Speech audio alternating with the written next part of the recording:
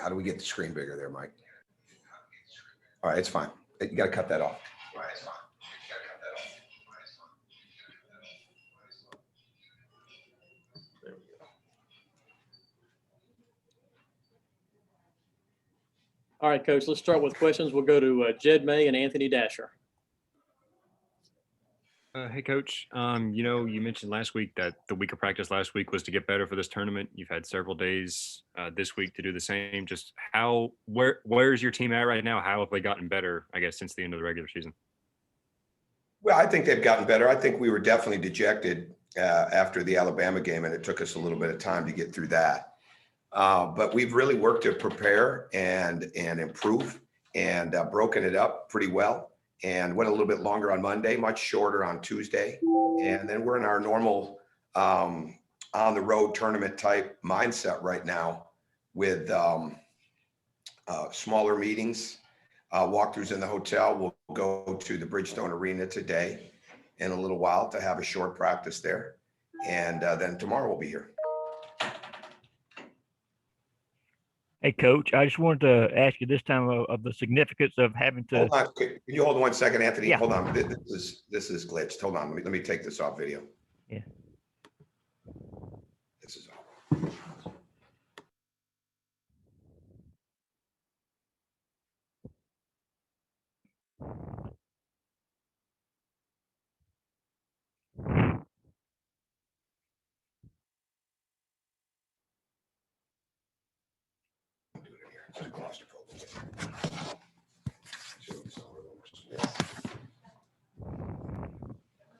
Let me just give me a minute.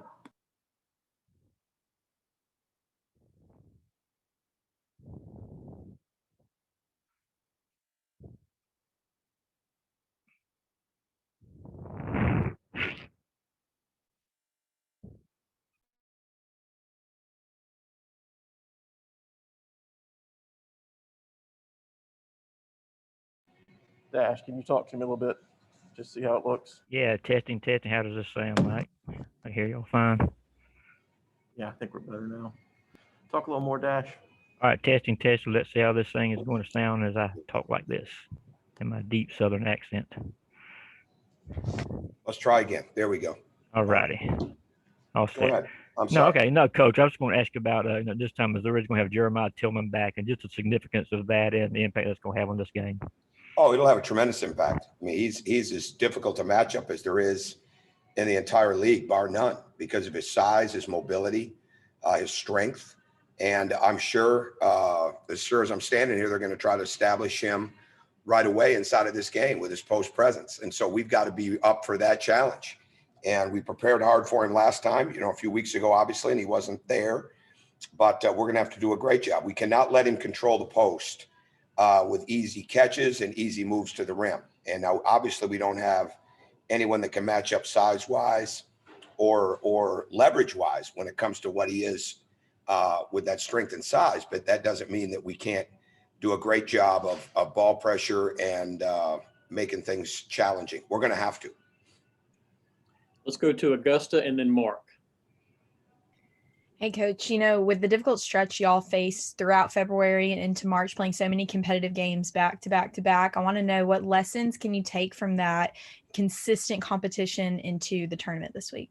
Well, I think when we're really locked in and we understand what works for us, we do a good job. We've got to have really good ball movement.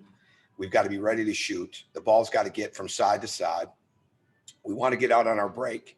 We have to trust our half-court execution if our break is not there, and do a really good job. I think where we've got to, when we've screened well, when we've cut well, when we've been ready to shoot, it's put us in good position. And even when we miss, it gets us into position to offensive rebound. Defensively, it all starts with transition defense. And whether it's creating turnovers and you're out running or they miss a shot, you miss a shot and you got to get back, whatever it is, you've got to understand the transition game is huge, as paramount as there is on both sides, on both ends, whether it's offense or defense. So to me, us getting back, doing a good job of not chasing the ball. That's where we've got to be at our best, which means we're not over helping on the basketball And if somebody gets a shot, at least it's a one-on-one. It's not because it was a scramble and it was wide open. And then we have to block out well. So, I mean, there's been numerous experiences, but I think the belief that you can win no matter what the situation is, if you keep your spirit up and understand that you can't have empty possessions when momentum's up for grabs. You know what? That's been our biggest Achilles heel. When it's right there and we'll have 3 or 4 bad possessions and all of a sudden the magnitude of the other teams, they capitalize on it. So those are the things that I hopefully we've learned, we talk about, we practice and prepare for, and we've got to do a good job with it. Thank you. Tom, Anthony mentioned about going up against, obviously one of the better bigs in the league in Tillman. How hard is that to find these days in recruiting, whether through high school or the transfer market? And how would that change things if you could add one to your mix? Well, I think it would. I mean, think about what we had 2 years ago with Nick Claxton. I'd put him on anybody in the country. I mean, he'd be guarding Jeremiah Tillman or their point guard. I think that's the best when you can get size that has versatility, size that can do numerous things, size that can play a complete game. It is hard to get size. Jeremiah Tillman was recruited by probably at some point in time everybody in the country. He was a national name from the 9th grade year on. And there's a reason, because he's skilled, he's big, and he's gotten much bigger and better for them. So it is hard to find. It's hard to find somebody that has the athleticism and the versatility when they have that kind of size, or has the shooting range when they have that kind of size. But to me, again, the way we want to play, we want to continue to make sure, yes, we get bigger, but that we also have the versatility for them to do multiple things. And when you can get size like that, there's no question that you want that in your program, and you'll work around it. But when you can get optimal versatility, that makes a huge difference. And that's certainly something that we're trying to recruit. Thanks. Coach, Chip Towers is having audio issues, but his question is, what kind of a difference would Rayshawn Hammonds have made this year, especially facing a guy like Tillman?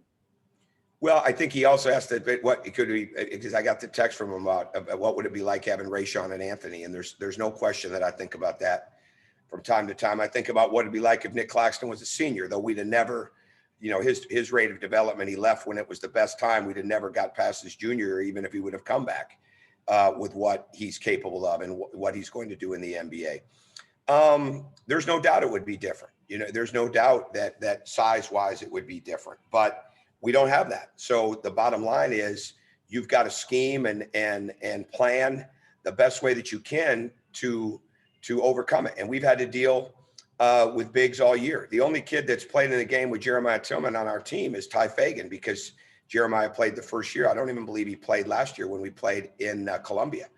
So to me, it would be so much easier if it was just, okay, we got to guard the low post. But no, you have to guard everybody that Konzo puts on the perimeter because of their ability to score and shoot. When they play 3 guards the way that they do, as exclusively as they do, it makes it a challenge. So to me, no matter what your size is, you've got to do a great job of playing team defense. Let's go to Palmer and then Mike. Yeah, Coach, thinking about the last time y'all were in Nashville, this is kind of when it all came crashing down. Given the challenges that college basketball has faced this year with COVID, did you think that you'd get to this point again? Oh, I never thought like that. I mean, that's not that's a hypothetical to me. I mean, you prepare all season, and I don't think you ever think about the what ifs as much, or you plan for the future as much this year as you stay in the day, and then that those things are coming. But there's no question it's been different, and it'll be a year tomorrow. And as I told the team last night, the last time we were here, we played one of our best games of the season, and we were very confident going into the next day against Florida. And then everything changed that day and changed in the world for the rest of our lives.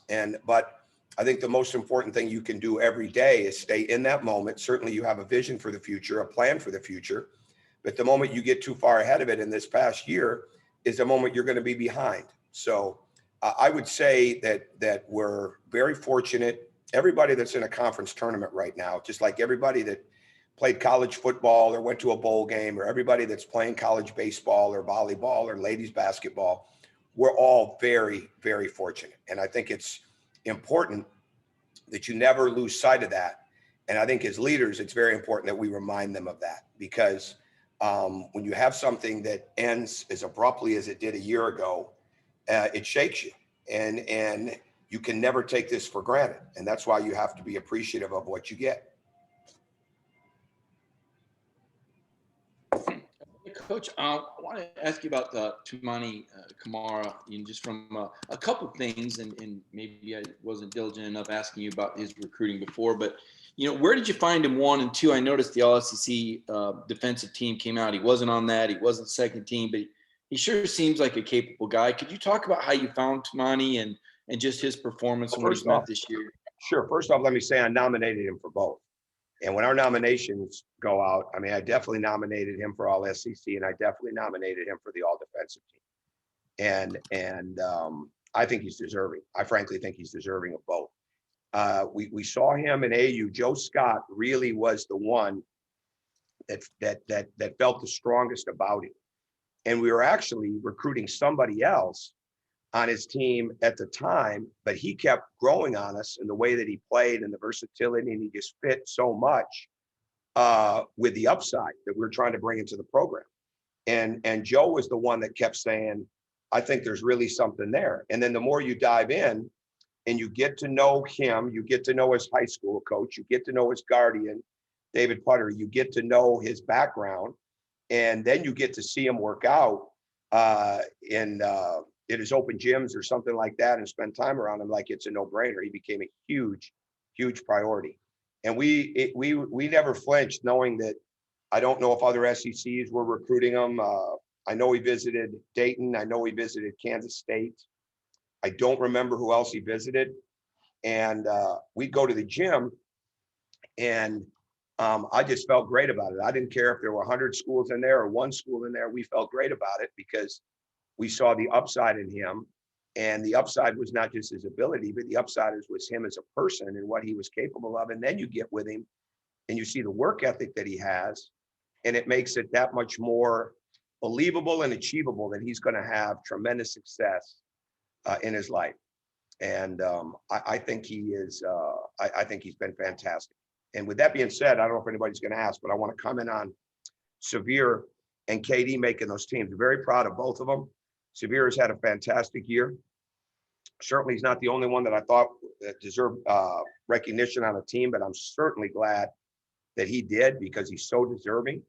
And with what he's done starting at the beginning of the year, with the way he had the 3 straight double-doubles, to everything he did in between, to the maturity and growth that he's made on both ends of the floor, the decision-making, he's put himself in a position where he's tremendously valuable to us. That goes without saying, and is growing in stature inside of this league, and I think he will in the country, and just keeps getting better and better.